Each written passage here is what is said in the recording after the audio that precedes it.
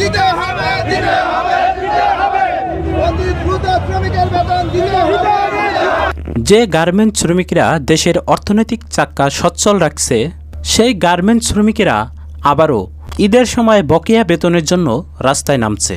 10 মাস ধরে বেতন নেই, কারখানা বন্ধ, হাতে টাকা নেই, পরিবার নিয়ে মানবতার জীবন। আশুলিয়ার রাস্তায় নেমেছে গার্মেন্টস শ্রমিকেরা। তাদের প্রশ্ন, কোথায় গেল তাদের ঘামের টাকা? আর কতদিনই বা অপেক্ষা করতে হবে পাওনা টাকার জন্য? আজকের ভিডিওতে জানব সেই হৃদয় বিদায়ক বাস্তবতা। স্বাগতম আপনাদের প্রিয় চ্যানেলে। আজকের ভিডিওতে আমরা কথা বলবো আশুলিয়ার 4টি বন্ধ গার্মেন্টস কারখানার হাজার হাজার শ্রমিকের বকেয়া বেতন ভাতার আন্দোলন নিয়ে।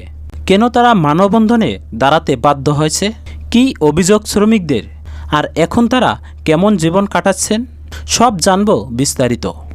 মে মাসের 18 তারিখ সকালে সাভারের আশুলিয়ায় ঢাকা ইপিজেটের পুরাতন জোনের মূল ফটকের সামনে মানববন্ধন করেন কয়েকটি বন্ধ কারখানার শ্রমিকেরা। এর মধ্যে রয়েছে Astor Sporting, South China Limited, Goldtex Garments এবং গোল্ডটেক্স টেক্সটাইল লিমিটেড। শ্রমিকদের অভিযোগ, কারখানা বন্ধ হয়ে গেলেও এখন পর্যন্ত তাদের বকেয়া বেতন ভাতা ও অন্যান্য পাওনা পরিশোধ করা হয়নি। ফ্যাক্টরির এক কর্মকর্তা জানান, গত 1 বছর আগে আগস্ট থেকে ডিসেম্বর মাস পর্যন্ত কোনো বেতন দেওয়া হয়নি।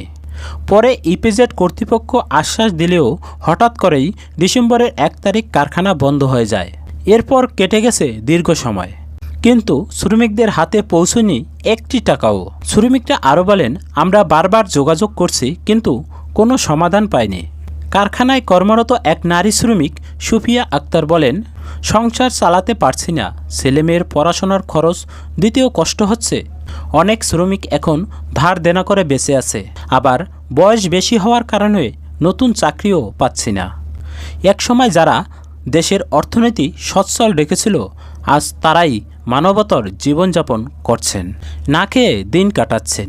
শ্রমিকরা জানিয়েছেন, তারা শ্রম মন্ত্রণালয়, ব্যবসা, বিজিএম এর কাছেও স্মারকলিপি দিয়েছেন, কিন্তু 10 মাস পেরিয়ে গেলেও কোনো কার্যকর সমাধান মেলেনি।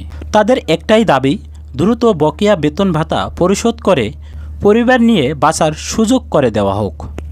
যে শ্রমিকদের ঘামে তৈরি হয় দেশের রপ্তানি আয়, আজ তারাই নিজেদের পাওনা টাকার জন্য দাঁড়িয়ে মানববন্ধন করছেন।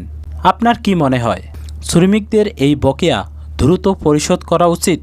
কমেন্টে আপনার মতামত জানান।